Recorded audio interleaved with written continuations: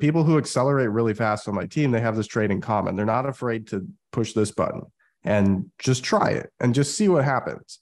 Whereas the people who grow a little slower, they always ask, like, can I push that button? Or like, how do I figure this out? So just go and like push that button.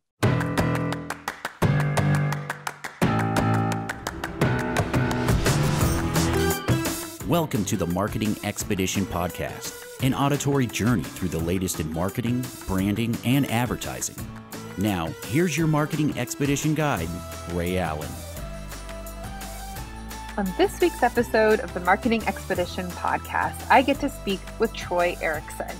And we really dig in with email. I know I gave a Marketing Essentials moment last week, but now we've got even more nuggets to give you. And he is the owner of Email Paramedic, the leading email list management agency that has generated over 50 million for their clients since 2019. He improves email copy and deliverability, and he has worked with Traffic and Funnels, The Sales Mentor, Rich Seffron, Rep Sports, V-Shred, Joel Airway, Ezra Firestone, Smart Marketer, to name a few, right? And he is also ranked as the number 20 copywriter in the world by Peter Zemes from Traffic and Funnels.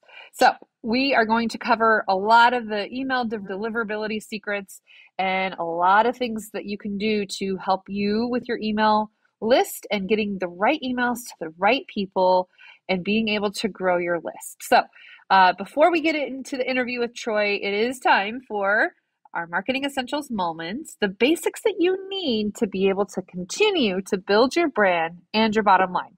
Let's go on this journey and help you through this process. So today's topic, I wanted to dig in more on landing pages. We know that landing pages are sometimes it's an afterthought. Oh, maybe we should direct traffic to a landing page. But really, if you get smart with having specific landing pages that either have a form fill or some call to action that you're driving traffic to specifically, that is for a very specific audience, and you focus all of your efforts on that specific audience, and you have the copy that's written. And of course, even using emails to drive traffic to this particular landing page or vanity URL, and you have a specific place that people go, you can do all kinds of things. You can have firsthand data by getting a survey to gauge what the individual attitudes are of the people that you send to that page. You can track how they navigate, what they click on, what they don't. What kind of understanding can you gain from your audience by having very specific landing pages for very specific personas of people that you want to continue to engage with and build? And of course, landing pages can also help you build your email list. And we're going to talk about how email is still very relevant and how you can use that to your advantage along with Troy Erickson's interview coming up. But just keeping in mind how you can use landing pages in your marketing plan and strategy and the tactics that you want to take to continue to cherry pick those audience members that you really, really want to go and personalize that landing page for them so that it's speaking to them directly, right? So thinking about the type of content, how long you want it to be, and what kind of submission form you might want to have, or if people are registering to attend something, or if they're going to want to share their email information or contact information through the landing page submission, if that's what you're doing, then you can work to build that, guide that, have different iterations, see what works, what doesn't work, what kinds of things are driving the traffic there. If you're utilizing advertising to drive traffic to that specific landing page, maybe you're having different URLs and different landing pages for different types of tactics so you can track every minute of every moment of how you're getting your traffic to that landing page, and think about the ways that you're getting those people there.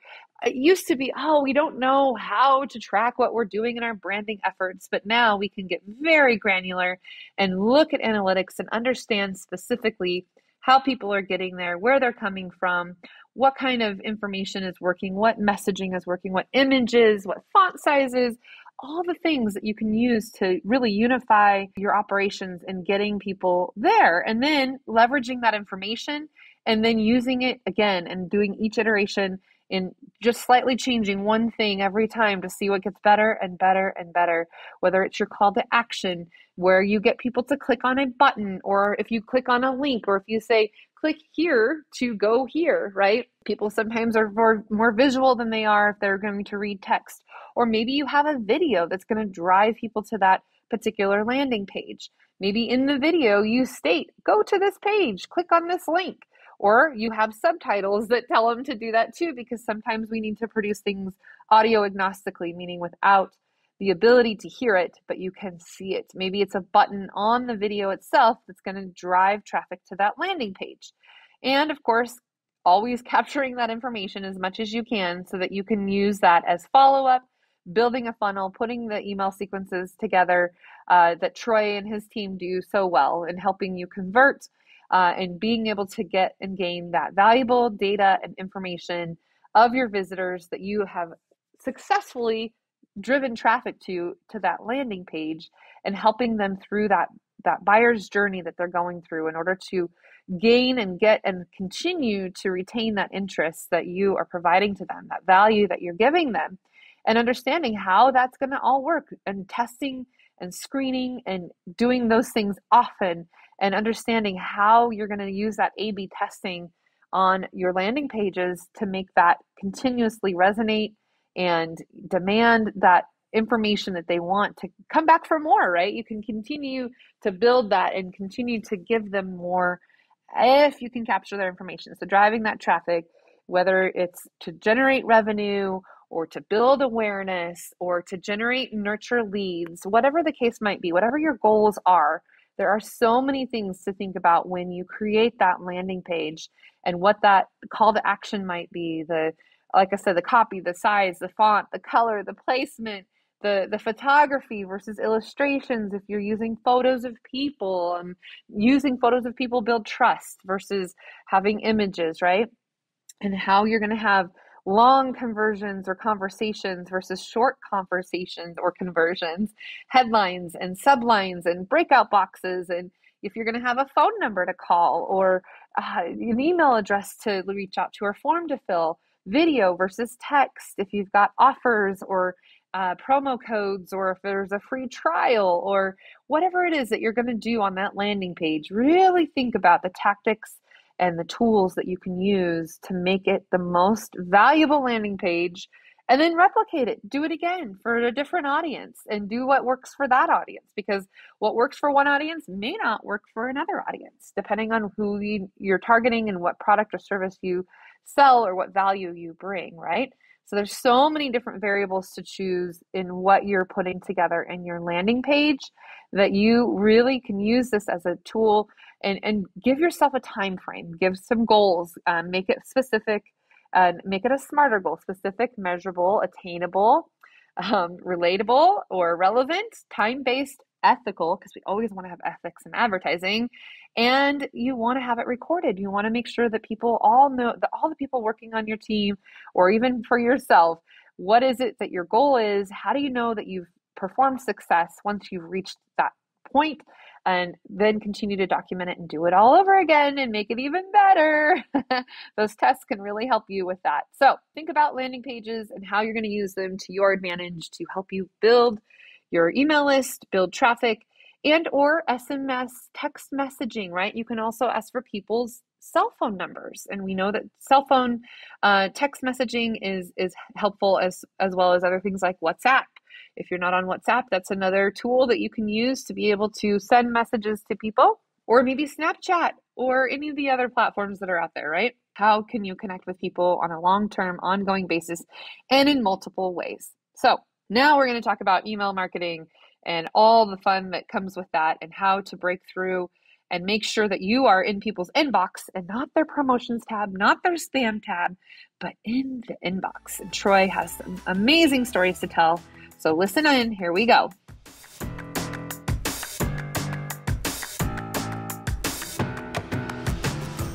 Welcome to the Marketing Expedition podcast. I'm your host, Ray Allen. I'm the president and CEO of Peppershock Media and the founder of the Marketing Expedition community. And today we have Troy Ericson. Welcome to the show, Troy.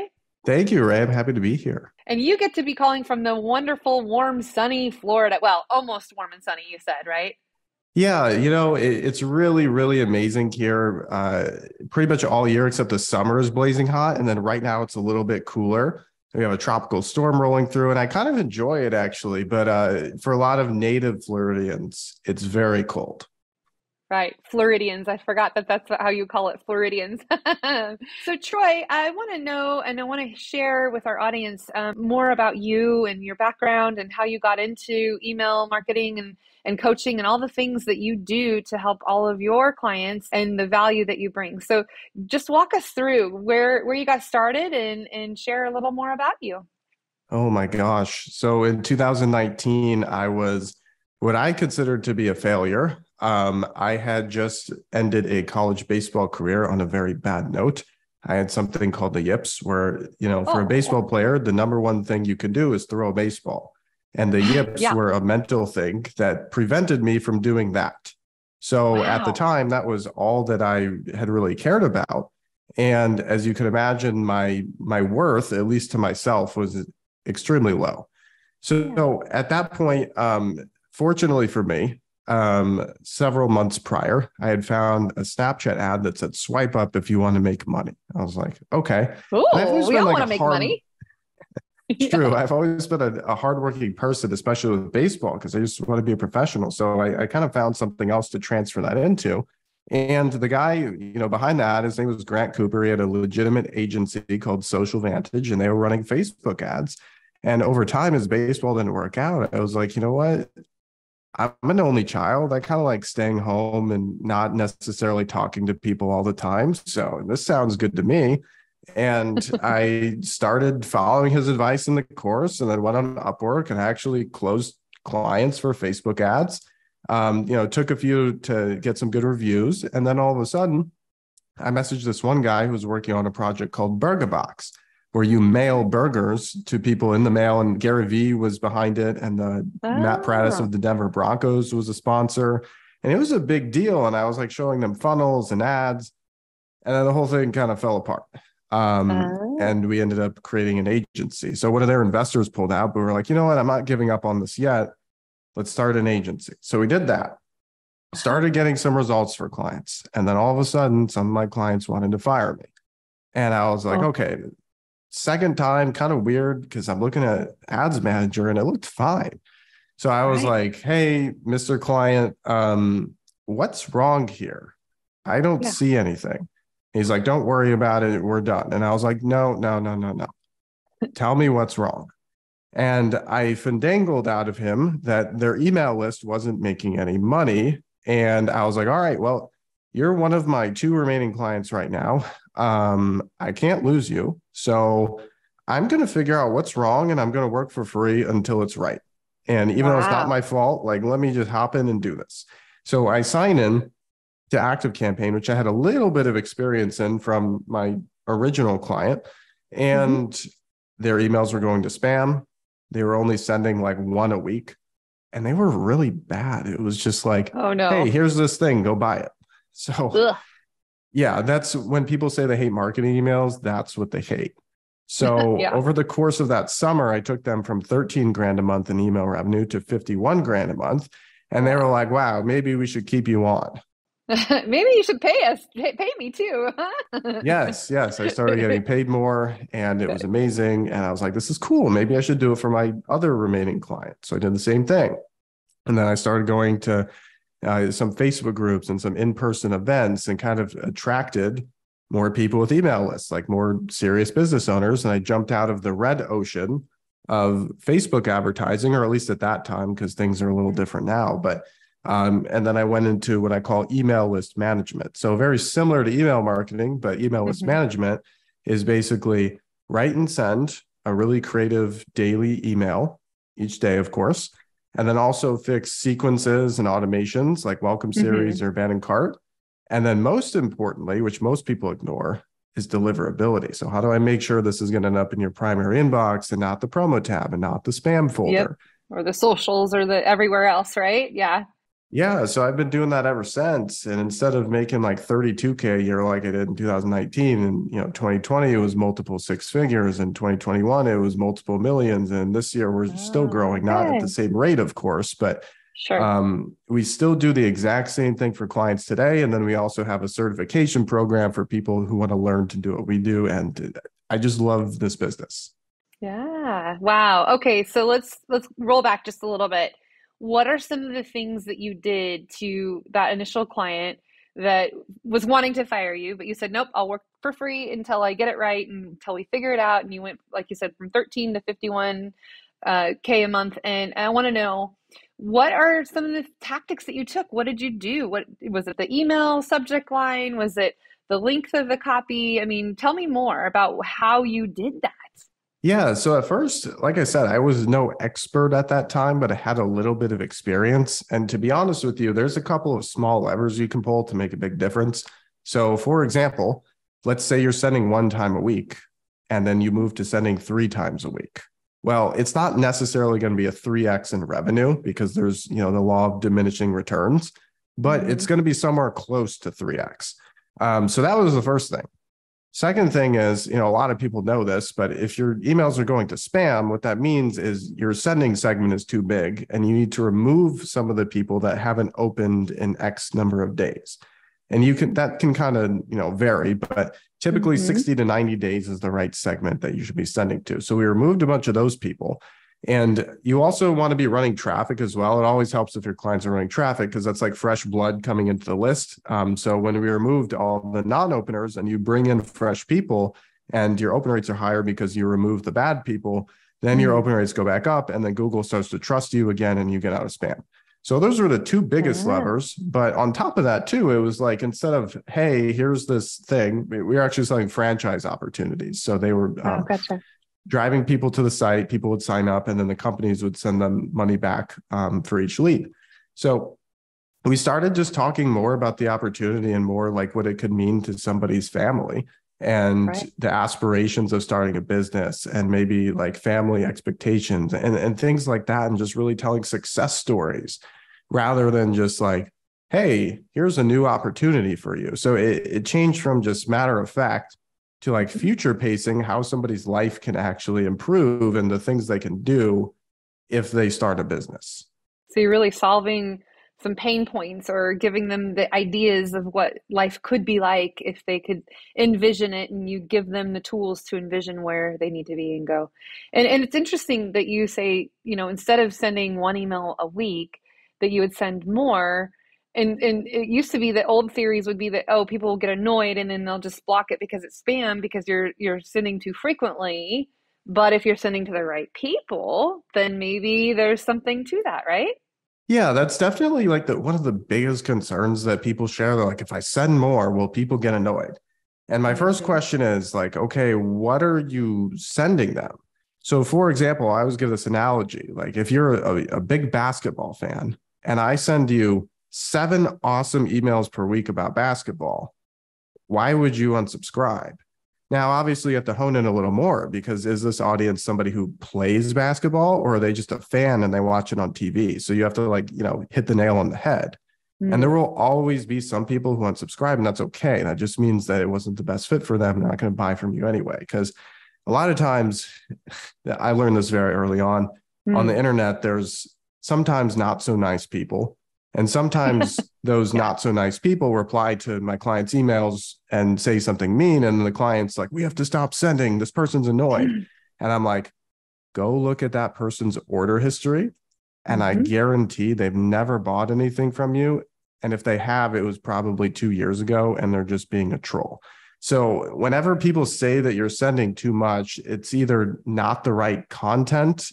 That's the only thing that could really annoy somebody.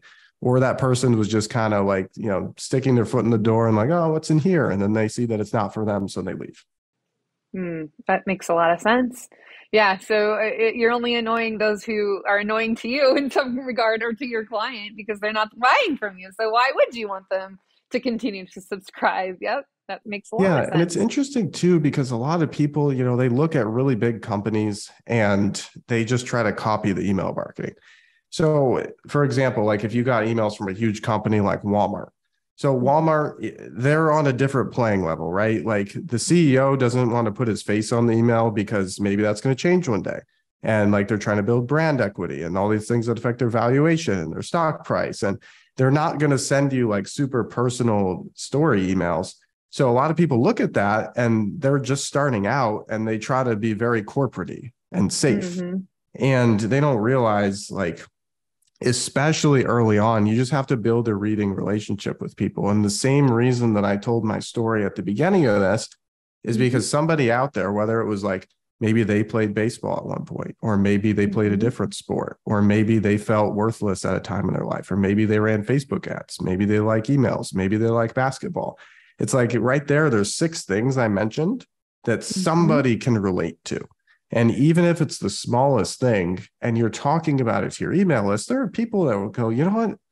I like the time that they said that. I like this sender. And they start following you. And it's more like, it's more of a personal brand than anything, even if you own an actual brand. So even like online, like e-com stores, I would still say like, Ray at company X instead of just company X, because and then I can build a reading relationship with you. And it's just so important. And people don't understand the power of story. They think it's something that, you know, was from 3rd grade English class and doesn't matter anymore. And I thought that for the longest time too. But now I'm just like, gosh, I love writing and I love stories. I never thought I would say that 5 years ago. Right, right. Yeah.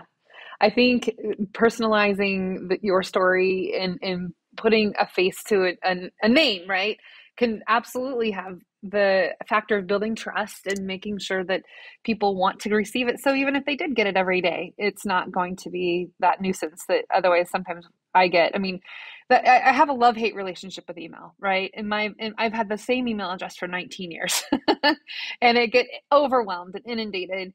But you're right. There are certain emails that I will still continuously look at because it's information or it's value adding to me and I want to know what's going on. And so being in that space and getting people and capturing their attention is really vital. Tell me another story, because you've now done this since 2019 and you've helped so many people now. Give me another example of something that you've done to help really transform the email marketing, and you also mentioned, driving traffic. What does that mean exactly? And how have you done those things for some other clients as well? Yeah. So to be clear, we don't necessarily drive traffic to build the list. That's usually done through advertising. But if somebody has a list and they want to grow it in a way that's not too costly, one thing that I do myself and one thing that I'll recommend to a lot of people is doing an affiliate partnership or a JV. Now, that doesn't necessarily mean that you have to like have a funnel and a product and a whole affiliate program. It could just mean, hey, friend, you're in the same industry as me. Would you mind sending an email about me to your list? And I'll just pay you like $3 or $5 or $10 or whatever per person who opts in. So for example, with me, I did this recently. FAQemail.com is my free opt-in link. So I just had a couple friends in the industry send it out and my list grew by like 4,000 people in literally a matter of days. So that's how I would do the growth. As far as the next question, were you looking for like a story that I've written for a client or like how I grew my business, or could you clarify a little on that? Yeah, sure. I was just wanting to have another story of how you helped a client of yours and then answer how you helped yourself too. I think that's great. So let's start with the client and some things that you did to help them elevate and get the return that so many people seek and want. Gotcha. Yeah. So as far as a client success story in the B2B space, we were working with a company who's pretty large. They sell like energy drinks and like gym apparel. And we came in and they were actually sending a lot of emails. They had a lot of automation set up. They just were not sending every single day. So it was like anytime somebody took an action on their site or for their ambassador program or they bought something, they were getting a lot of emails, but the daily broadcasts were just like once a week. It was a giant picture in the email and it was like, go buy our thing. So what I started doing is telling interesting stories that happened in like the office gym or something crazy that happened when they're packing somebody's order or how they surprised somebody or a big testimonial they got and they put on their bulletin board in the office. And we started telling more stories like that. So that covers the daily email part. And like I said, they already pretty much had the automations done. We just tweaked them a little. But then most importantly, every single one of their emails was going to the promotions tab. And that's not quite as bad as the spam folder, but it's still very, very bad. So for example, let's say you had a list of like 50,000 people. In the spam folder, you'd probably be like 7-8%. Promotions tab, you'd be like 13 to 15. And in the primary tab, you're typically like 18 to 22%. So in some cases, it can literally be double the open rate. So for these guys, it was massive because I had somebody on my team go into every single email in the entire account across all their automations and broadcasts and everything. And we fixed their deliverability, and they started making, gosh, I have to look up the exact number again. I think it was nearly 200K a month from email. Now, granted, this is a big client. Not all our clients are that big by any means, but the total increase after 60 days working together was over $125,000 per month just from email. So obviously, if you're new and you're starting out and you see big numbers, like, don't get deterred. It's just because the client was bigger, but you can still achieve, similar growth, like percentage wise. So that's probably my favorite, like, personal win that I've had growing clients. But, we've got other ones that we get similar wins for all the time. But I made a whole presentation. That's amazing. No, I love that. Okay, just without giving away the farm, what do you mean specifically about getting the deliverability to work better so you're not landing in the promotions tab? Because you're right. I mean, I definitely don't look at the spam tab and the promotions tabs every once in a great while. And if you're sending an email every day and I'm not looking in the promotions tab every, day, how did you get it to go to the primary inbox? That's amazing. Yeah, so there's actually a few things. So most people, what they'll try to do is they think that you have to remove a lot of things from the email, like remove pictures and remove like promotional words and phrases. But what it comes down to is really just having the right content. A lot of times what we'll do is we'll actually add content that's not promotional. And then what that does is the algorithm doesn't care like how many promotional words and phrases you have. It cares about the percentage of the email that it deems promotional. So if you make the email longer and you just write it in a way that's not promotional, you will get it to inbox. Now, there's a couple other things too. So like changing the alias. So like the thing before the @ sign. So my email is troy@leadparamedic.com. A lot of times if we change Troy to something else, it'll work. And then lastly, if somebody's not authenticated, so this is getting really nitty gritty here, but like DKIM, SPF, and DMARC, if you don't have those three things passing with your emails, that can also like hurt you. It's kind of like being verified on Instagram, right? Like people will trust you more if you have the blue check. Well, Google, Yahoo, and Hotmail, they'll trust you more if you're authenticated when you're sending. So those are a few of the things that we do without really having to edit or remove our clients' existing content. And that's kind of our secret sauce, more or less, as far as how to do it. Every client is a little bit different, but that's the 30,000-foot view.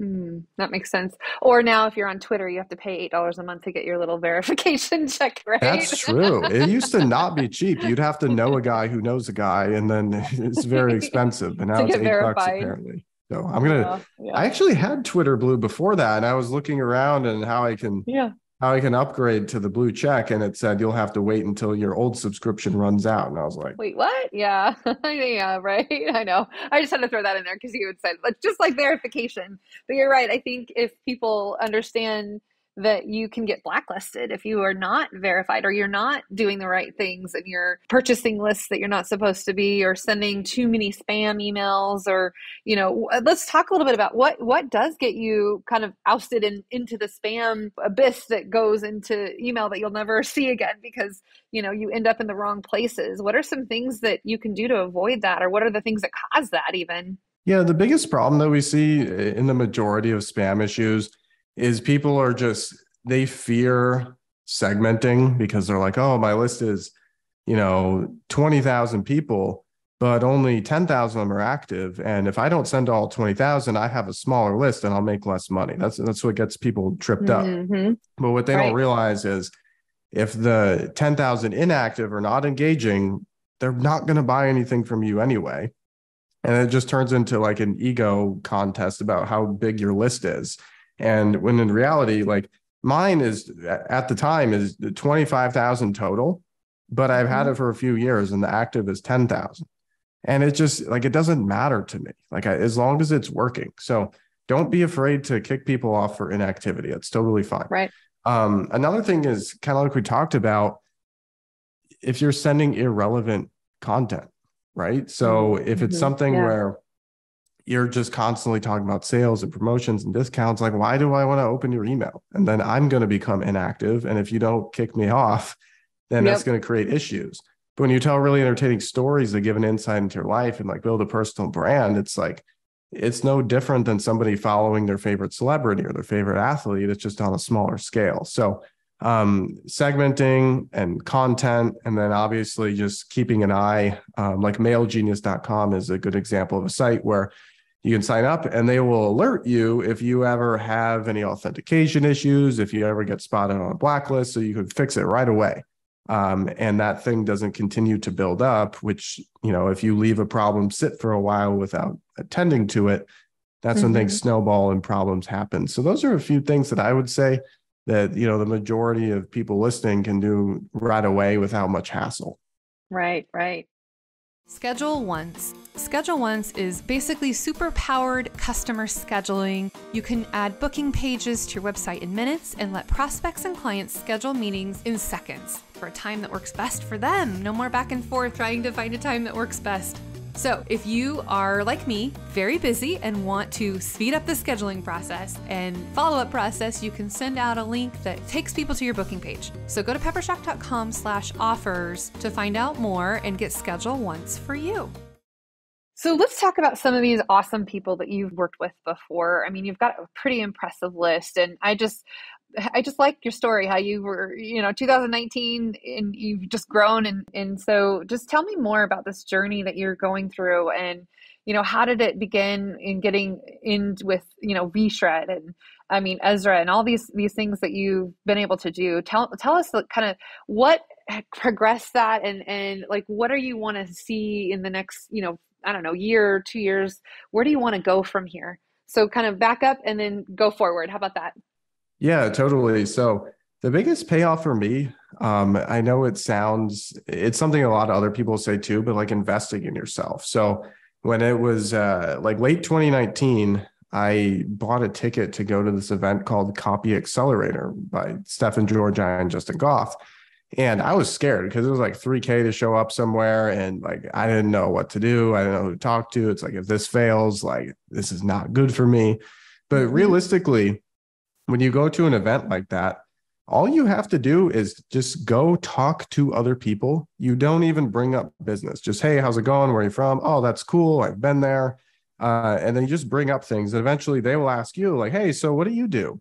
And at that time I'd be like, yeah, so I'm an email list manager. So I basically write emails and I make sure they hit the main inbox and I help you build out your sequences. And they're like, oh, that's cool.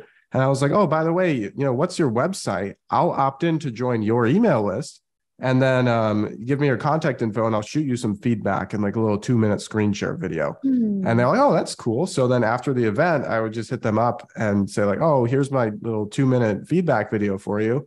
And I'd point out whatever they're doing wrong. And I'd be like, that's great. Can you help me with that? And then at the same time, just like the more you talk to people, the more you build relationships. And somebody has a completely different conversation on the other side of the world, and they're talking about email, like, oh, I know a guy, and they'd pair them up with me. And just really being in the community really gets you in the eyes and in the minds of a lot of people. And that was definitely the number one thing I did. And, people talk about you. It's really odd because it's like nothing matters, but everything matters. It's like, if you make a little mistake, like nobody's going to remember it, but people will think of you if you're constantly active. So like everything you do matters. And, Stefan and Justin have been great and they paired me up with a lot of people. And then the people in the mastermind paired me up with more people. And I reinvested a lot of what I earned back into other masterminds. And then eventually hiring a team. And then eventually, I built up like a following almost of different freelance copywriters who were like, wow, that was fast. I want to do that too. So then we invested into building a certification program, which I think is the best in the world when it comes to email marketing and copywriting. So we did all those things and we're continuing to grow. And right now we're in the process of acquiring a software as well that's going to like be leaps and bounds for us in terms of lead acquisition and getting in front of people. We're also spending a lot of money on like video and having a guy come into our office and just like record content and put it out there. And yeah, just a lot of exciting things. I bought copywriting.org recently, and I have this really cool project idea that I'm going to pump on there and interview people, and just really not being afraid to make mistakes, but like calculated risks, you know? Right. I love that tactic of being able to tell people what they're doing wrong. I mean, with the risk of insulting people, but at the same time, I mean, it puts you in a leadership position or a thought leader position because you know more than they do. And maybe you are pointing out things that they maybe they knew they were doing wrong, or they didn't know that they were doing wrong, but now you need to fix it for me. You pointed it out. Now I need your help to fix it. So that's a really smart tactic to take. And then being able to create work for yourself and being the master of your own domain, if you will, you know, that's awesome. Yeah, it's just a matter of understanding that, you know, there's like, I did the math on this once when I was writing a sales letter for myself. And it said there's like 30 something million small businesses in the US alone. 2/3 of them use email in some capacity. So there's like 20 something million potential clients out there. Never going to get in contact with all of them. Some of them already have somebody doing their marketing, whatever. But if one person doesn't want to hire me, like there's 20 million more. I'm good. And if they got offended by me giving them advice, I wouldn't want to close them, because that's the same person who, when I'm typing an email for them, they're going to nitpick it. And the best clients that I like to work with are people who have a great business. They just know they're underutilizing email, and they're like listening. They're like, oh gosh, like I haven't touched my list in so long. I know that I messed up. And I'm like, all right, don't worry. I'll come in. I'll fix it for you. And then these people, they've been there and they understand they have to invest, and they are just, you know, willing to try new things rather than trying to nitpick every word. Right. So Troy, tell me some of the tools or the platforms or technologies. You had mentioned ActiveCampaign, but I mean, there's so many things out there, but what are some of your favorite that you love to use, that you like to tell people about using and encourage them to use? Yeah, so I really like ActiveCampaign as far as ESPs go. So that's where you send your emails from. If so, for the business owners out there, if you're getting an email, definitely use that. Mailgenius.com is a really cool tool to use as well, that kind of gives you a heads up on how your deliverability is doing. The Hemingway app is cool. It helps you write in a way that's more like a third grade level. That's not saying that people are only as smart as third graders. It just means that the more advanced the words are, the harder it is. Like the harder your brain has to work to break them down. And, you know, throughout the day, you get more tired, and then you could stop reading. So little things like that. Hemingway, they call it the Hemingway app, as in Ernest Hemingway. Yeah, like all kinds of little things like that. But ultimately, it's just getting started. I mean, my tools that I use on a daily basis would be like Loom. So like I mentioned with the screen shares, and like Google Sheets for my team to keep them organized, and just really simple. And I like pen and paper and whiteboards, and just writing down my ideas and executing, and trying not to buy too many softwares, just the ones that really make an impact. And, you know, maybe have 1 to 3 focuses at once, and then everything else is written down, and there's a time when it'll come. And slowly I've been able to go into that bin and start working on those projects now that I have the capacity to do so. Yeah, we use Asana a lot to kind of keep all of our tasks straight with the team. And then, people are like, when are you using Slack? I'm like, I don't need one more channel. Don't need one more. I mean, it's just another thing, right? I think we counted 21 different ways to communicate with me through DMs or email or text messaging or WhatsApp. I'm like, just simplify.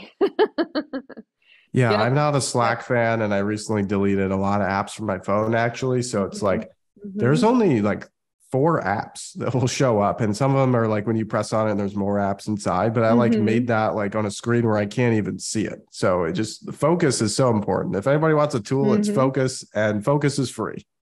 There you go. Okay. That's good to know. Yeah, I definitely can get overwhelmed with all of the tools that are out there. Now, all the AI tools, artificial intelligence tools that people can use now too. It's just there's just so many things to consider. But Keep it simple, stupid. That's what they say, right? KISS. Keep it simple, silly, I should say. I don't like the word stupid, right? That's not nice, but keep it simple, silly. I like that. Okay, so any last words of advice or just things that you come across that our listeners could really gain value from you? I mean, you've already dropped so many wonderful nuggets, but anything else that you'd like to share that we haven't covered just yet?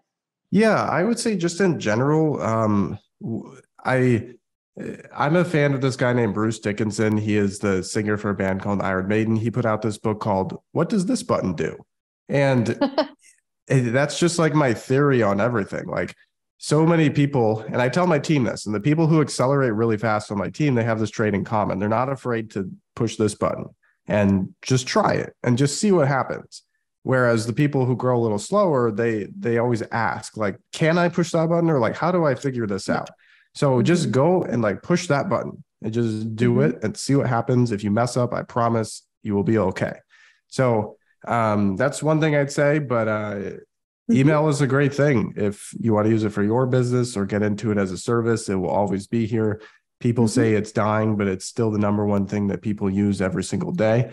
And you can really communicate with people on a new level. And almost every audience you can imagine will read your stories, because it's not so much about the medium, it's about what you're saying. And yeah, it's something that can't be taken away either. It can't be filtered. It can't, your account can't get magically ghost banned overnight and all that stuff. So yeah, a couple of things there. Good. Now, if I can just get 19 years worth of email to like, if I could just focus that and not have so many come to me. But you're right, you have to break through the clutter and disrupt what people are typically getting, and not to go to the spam or the social or the promo, but into the primary box. That's great advice. And I learned a few things, so thank you for that as well. And go ahead and let our audience know how they can reach out to you or communicate with you if you have something for them to do. Yeah. So if you're a business owner and you literally just want to like learn more about what I'm talking about, tips and tricks, maybe communicate with me. Like, I still write all my own personal emails, of course. So it's faqemail.com. Basically, I took all the frequently asked questions that people ask me about email and I put them into one document so you can just have it. And you end up on my email list, so you can read my stories. Very good. Nice. Secondly, if you're a freelancer and you're like, how do I make money typing emails and sending them for clients? Very conveniently, I have a link called makemoneytypingemails.com, so you can learn exactly what I do. Makemoneytypingemails.com. All right. I like it. Thank you. Okay. And then people can reach out to you on what platforms? As far as social media, I mean, I still love email. Email, of course, but Facebook personal, just like, or regular old Facebook. That's where I'm most active. These days, I put a little more into Instagram, and honestly, I'm probably on every network, but Facebook would be best if you want to personally get in touch with me. Okay. Are you on TikTok, Snapchat too? I am. I had a video get like 120,000 views the other day. I was pretty pumped. That is awesome. Very cool. Very cool. All right. Well, Troy, thank you so much for giving us all of your nuggets. And I'm sure people will want to reach out to you to have your help with getting their emails up and running and or getting certified, right? They can become certifiable. 100%. Yeah. Thank you for the opportunity, Ray. I appreciate it. Absolutely. And for those of you who are listening, the best thing that you can do for both Troy and I is to share this with others that you know that need to hear what he had to say today. And of course, give us those reviews and rankings and ratings and all the things that help get more people listening to this wonderful podcast and getting to hear guests just like Troy. So you can also visit themarketingexpedition.com to listen to other episodes. And of course, share this out with everyone. Right, Troy? That's right. I would appreciate that as well. Absolutely. Well, I'm sure that this message will get out in an email for you for soon. Oh, 100%. That'd be great. Yeah, I will totally be sharing this. That's for sure. Good. I would expect so. All right, everyone. Thanks for joining us. And until next time, enjoy your marketing journey. Thanks for listening to the Marketing Expedition podcast. Want to continue the journey? Don't miss out on new episodes. Subscribe on iTunes, Spotify, Amazon Music, or wherever you get your podcasts.